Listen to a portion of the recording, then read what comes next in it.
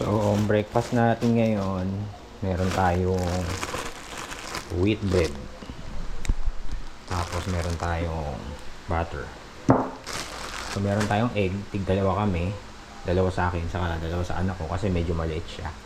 Tapos, meron din tayong Hungarian sausage. Nagluto rin tayo ng fries. Ayan. Pampangas best. Para siyang German sausage. Tapos meron tayong, medyo magulo yung bahay kasi pinasok tayo ng tubig eh. So hindi pa natin inaayos kasi hanggang Saturday malaki yung tubig. Kapag kasi sinabayan ng ulan, malamang pumasok na naman ulit. So check natin yung fries. Gamit natin ngayon is air fryer para walang oil. So, check natin. Oy, nice. Siguro konti pa. Mga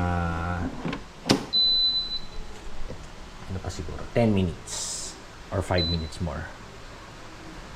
Bawas natin ang oras. Gawin natin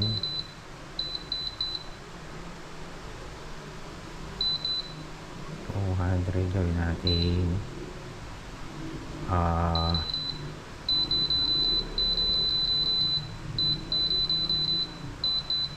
7 minutes pa or 5.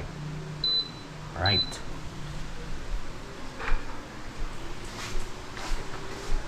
So, while waiting, magpalaman muna tayo ng butter sa ating wheat bread. Okay?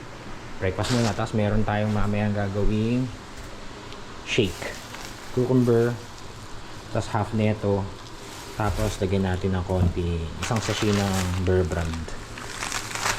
For for fruit shake or vegetable shake. Vegetable and fruit. Kasi syempre meron tayong gamot yung sa maintenance natin. Meron tayong vitamin C. Tapos meron tayong melatonin. So melatonin sa hapon na to para masarap tulog natin. Okay? Ito nga palang luya, mamaya igagagarin ko siya para sa turbong manok. Para siyang sausawan ng Hainanese chicken. Ganun style. Okay? Ingat kayo mga guys. Medyo hindi pa maganda ang panahon. Hanggang Sabado malaki ang tubig. Kaya ingat-ingat tayo.